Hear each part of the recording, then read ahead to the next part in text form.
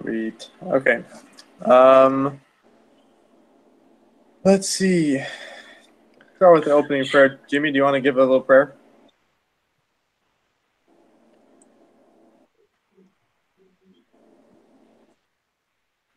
Looks like he's frozen or something. Oh, he's gone. He's out. Bye, Jimmy. Hey, can you guys hear me? Yeah, there you're you go. back now. You're still looking a little frozen, though. You guys hear me?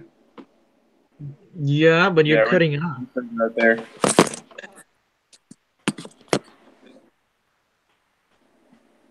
All There right. you go. Well, yeah. I think you're back. I don't have internet right now. I don't know what happened to it. Because we kind of live out in the middle of nowhere. So Nice. I'm using my phone. All right. Well, maybe But I'll do my best, I guess. okay. Maybe we'll have Nick give the opening prayer this time. Yeah, I'll say the prayer. Okay. Dear Heavenly Father, we are so Okay. thankful for this day, and we are thankful that we're able to study and get our education at this time. We're so thankful that we are able to meet as a group today and discuss our assignments. And please bless us and guide us as we talk about the case and the things that we need to learn from this. Father, we love thee and say these things in the name of Jesus Christ. Amen. Amen. Okay. All right. So there's not too many questions. There's only 5 of them, and there's not Yeah, not a ton of like subsection questions. So the first one says, assess this venture from Jim Sharpe's perspective.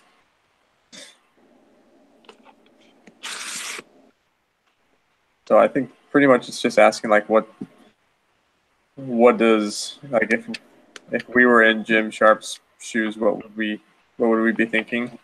I mean, I think after the 10 years of experience that he had working through like for GE and a bunch of these manufacturing companies, like I feel like he does have the experience to run his own business.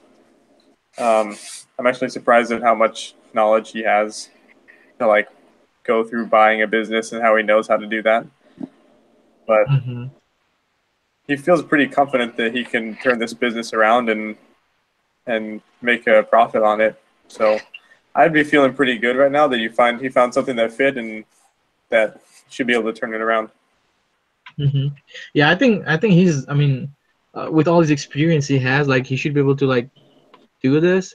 But I also think that he should like at least get somebody else's in his team or something to help him, because I feel like he's just trying to do all by himself. Yeah,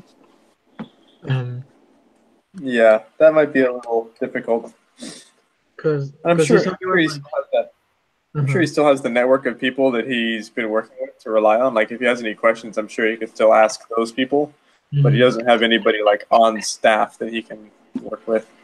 Yeah, and that's what I thought to. I was like, oh, that's pretty good that he's doing this, but like where you might need like a couple of other person who can help you out, or I don't know.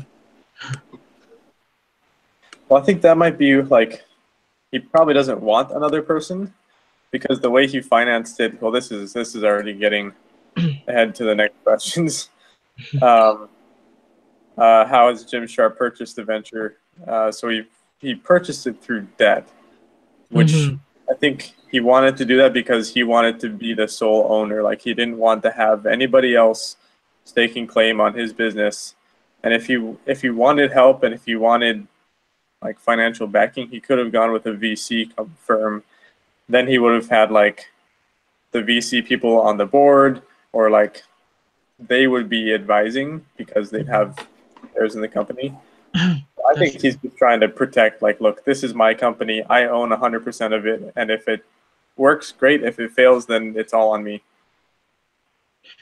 That's true. I mean, it's all I guess he just wanted to be 100% owner for sure, and that's why he did that.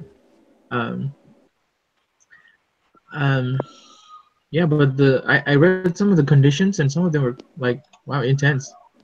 Yeah, I mean, I feel like the previous owner, like kind of got away with the steal. He got everything, Pretty much, yeah. which Sharpe kind of bent over backwards to be able to actually purchase the business. So I don't know if that is a good thing or if that's just like what has to happen in order to buy a business. Because he mentioned that like, look, it's really hard for these people to completely let go of their business.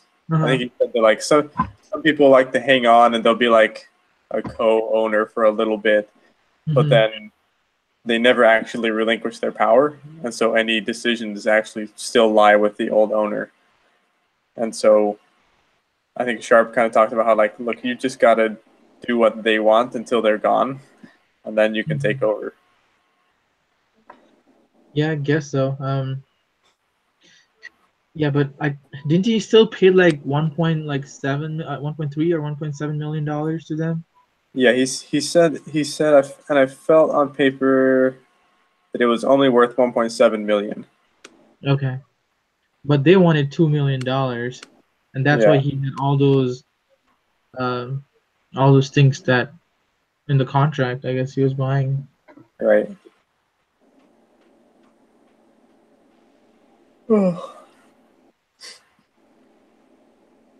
Yeah, the negotiation was pretty interesting. Like it just seems like the previous owner got a lot from the purchase of his company, even though it wasn't worth all that much. Yeah, totally. Like they were still like getting a lot of money after the thing was sold. Like for where was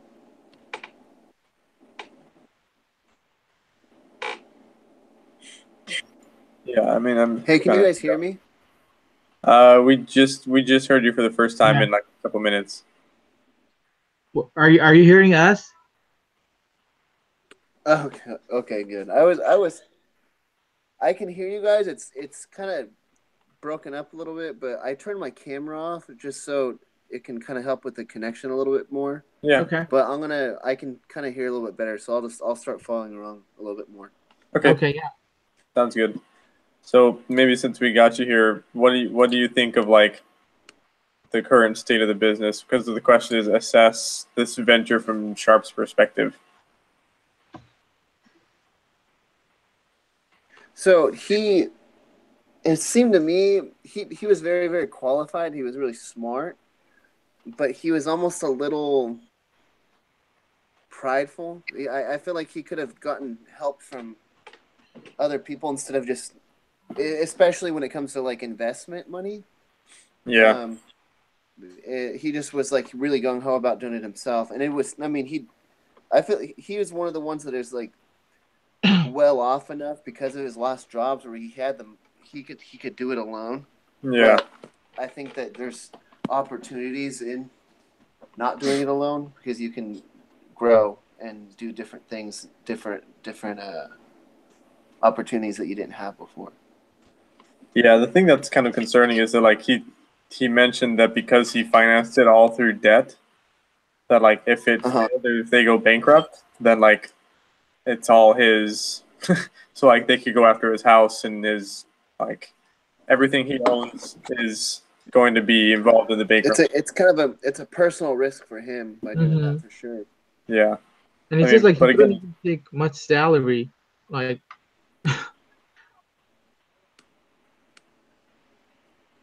I mean, he seems pretty confident that he can make it work, though, which that's good. And I don't know. I think he would probably be able to do it pretty well. yeah. Personally, for me, it's like too much risk. I would probably not do it. Yeah, I don't think I would either. I can't handle that much risk. Yeah. So too much pressure going on. Like it's really like he's saying that his wife is pregnant and the baby is due anytime, and all this thing going on, and he's trying to do this thing. It's like wow. Yeah. Well, he said so. He said that like his main focus would be paying down the debt. Like that's, I mean, if you're going to go like I can't remember how much it was, like 1.9 million, because he had 100,000 that he put into the company. But if you've got that much debt, your goal of the entire company is to slowly pay down that debt. Yeah. Yeah, and it says that like if you're not able to pay your debt, like you have to declare bankruptcy and stuff. Yeah, that's no fun.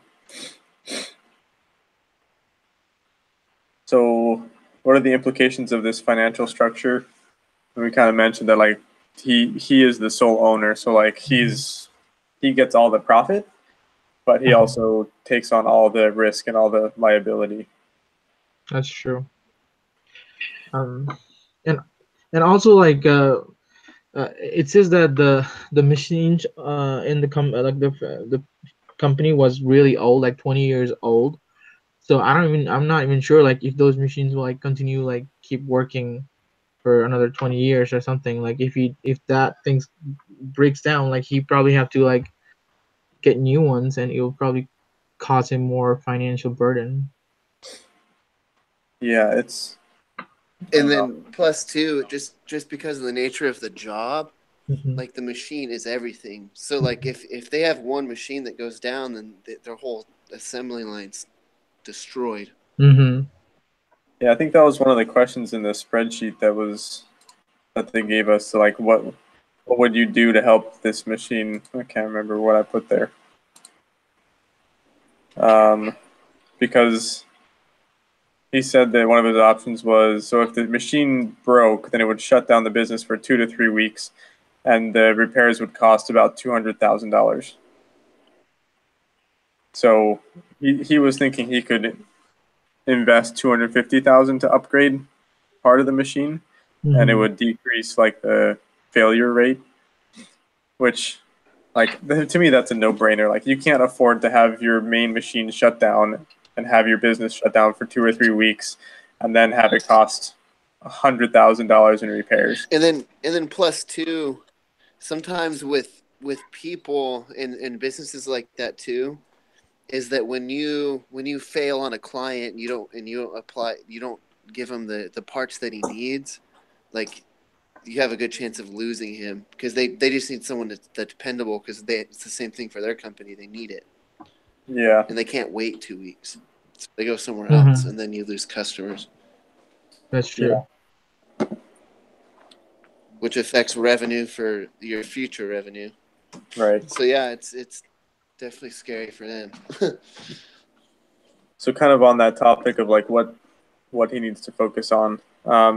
The third question is what should Jim Sharpe do on his first day as owner of Extrusion Technology? Um, I think he should get to know his, like people who works in the company and his customers and stuff, because it says that he was not able to like talk to anyone or get to know them. So I think that should be his main thing, first thing he should do. Yeah, I agree. I mean, he has to. The employees are the ones who know it, and So and it looked then like most of them had been in the company for a long time, so Hmm. they know the company, and he should rely on them and get to know them really well. Hmm. Were you saying something, Jimmy?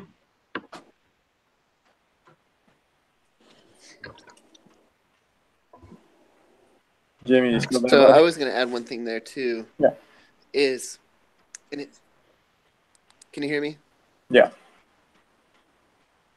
So in his former jobs, he was more of an internal person, so he just worked with employees more. Hmm. And as a business owner, he was going to have more exposure to customers and consumers and more like the outside retail world. So that might be kind of a change for him because to it, he's more working with efficiencies and production and internal operation. So he's Hmm. definitely gonna have to get used to that. yeah. That'll be a pretty big change for him. I mean, I think as his like list of priorities is to like get to know all the employees, figure out a good structure for them, and get to know them personally. And then I kind of thought that he needs to. So this is going on to the next question. What should his action plan be for the next 6 months, next 12 months?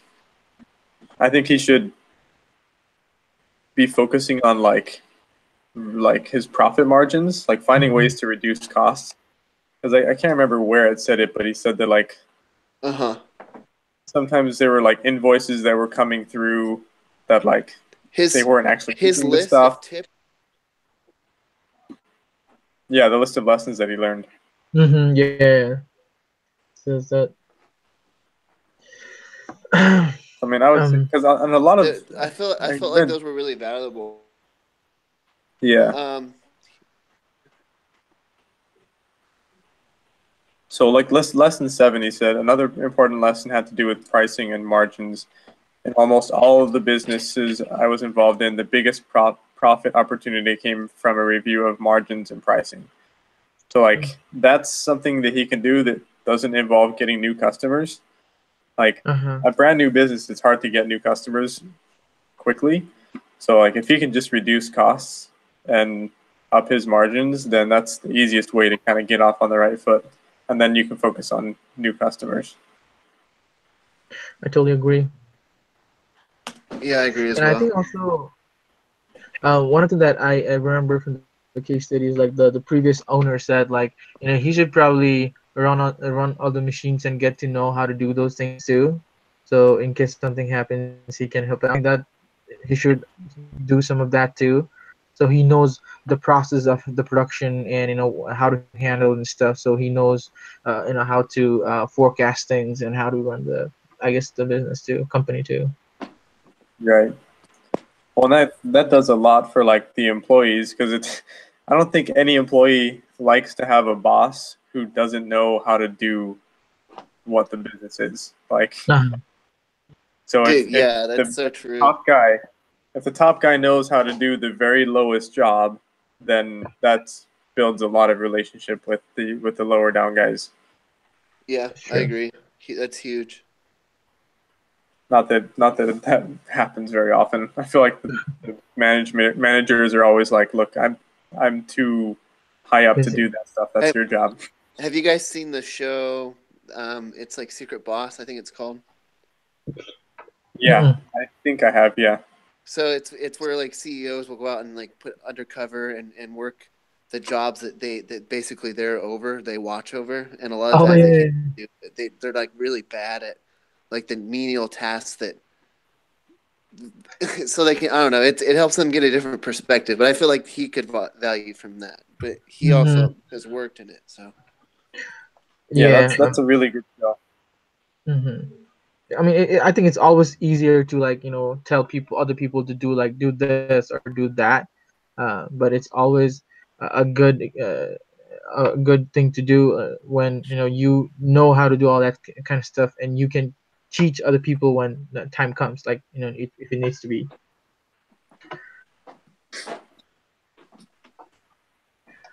So let's see. So besides kind of like the first 6 months, what should his plan be for the first year? Like, what are some of the main things he needs to accomplish? so I think that he needs to figure out what to do with the machinery.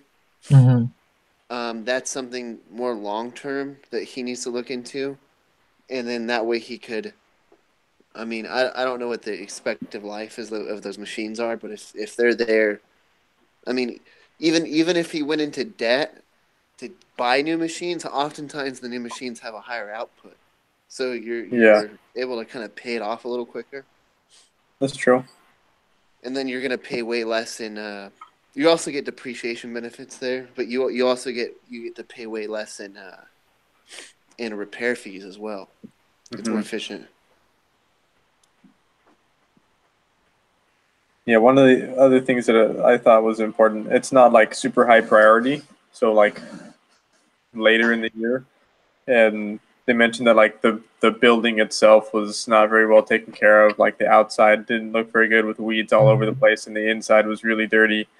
So like that obviously doesn't really affect the bottom line very much, but that could do a lot for the employees and just the image of the business. Yeah, I agree. Yeah, totally agree. I think that going along with that, like, it's totally like creating a brand, like, there's already, this company is already established, but if you can do, a little bit change and, like, put it as a new brand that's gonna do, things differently, and it's gonna be like quality product and stuff, I think he can do really better. Yeah, my current boss kind of taught me the same thing. He said like, look, when you when you like get into like the high management position and you take some guy's place who's been around and he's put in his own programs, then he's like what I did is I came in and I just like put my name on everything and changed everything, like still keeping within the like the culture of the company, but like I made sure that it was a new brand. And he thinks that that's why he did so well. It's because like, look, this guy changed everything and made it look good, and it was all him instead of just a new owner but the same company. That's true. Yeah.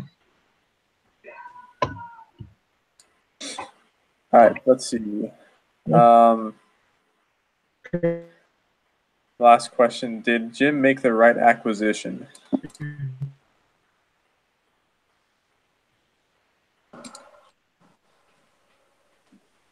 What are your guys' thoughts?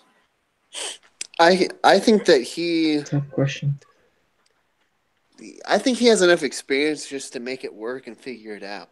Like, Yeah. even if it's technically a bad thing, like a bad business, like he had the know-how to figure it out. He had been doing that for other companies anyway, internally.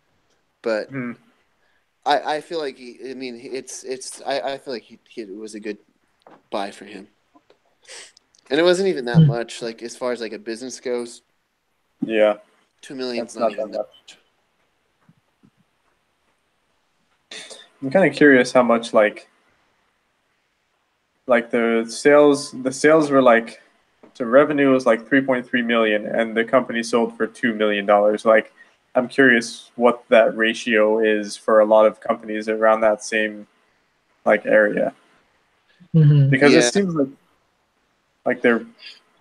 obviously they were losing. If you look at all the financials, they were like losing, like their net income was negative most of the time. Yeah. But like it seemed like they had enough sales to turn a profit, but the owners just kind of like took all the extra income. Yeah, and then at that point, it's more of just you're not running it correct. Because, I mean, if other companies can sell that part and make money and you can't, then there's something wrong with your company. So you need to run through it. Where's the cost going? Why are we in the red when other people are in the green, Right. for the same price point? So. Yeah, I think that even though he doesn't know the aluminum market very well, like he hasn't really been involved with that at all, but just the general business knowledge that he has is going to be fine. It's going to transfer. So too, like, I mean, personally, I don't think like this is the right acquisition, like to buy this company and stuff. But I think like with his experience and knowledge he has, he can definitely turn this thing around and make some money out of it. Yeah. The hard part with stuff like this is like I put myself in his shoes, and in my head I'm thinking, do I really want an aluminum factory? And like it just gives me anxiety thinking about it. Yeah. So I think that's like I'm kind of biased on that, but I don't know.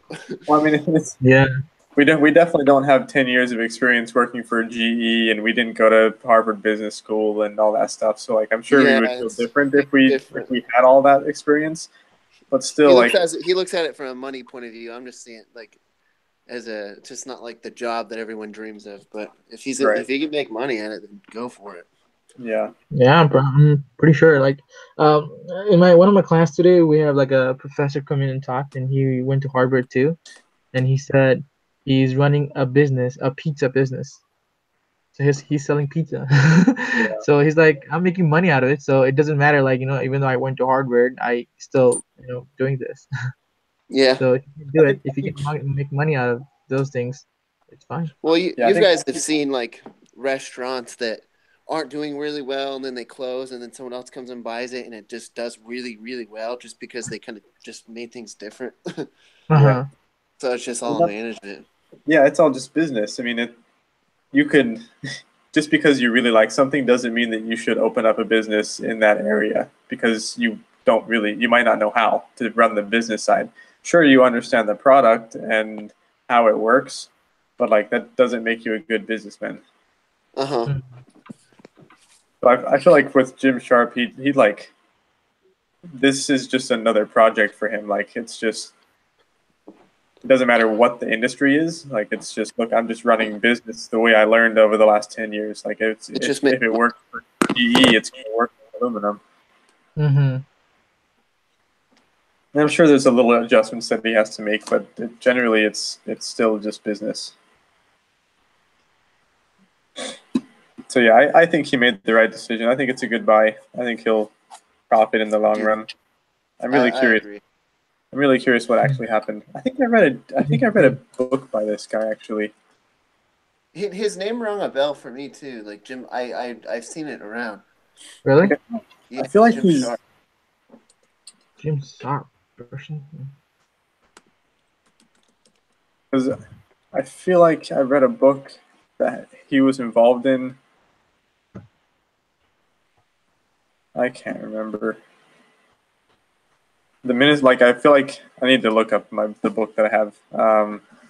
It's called The Ministry of Business. I just typed his name in Google, and it says former president of Extrusion Technology. So he's already left the company. Well, there you go. So I mean, I'm seeing his name too. It looks like he was pretty successful. So Yeah. Well, good for him. We'll learn from his genius. Right. All right. I don't think there's a whole lot else to discuss. So I'll stop the broadcast and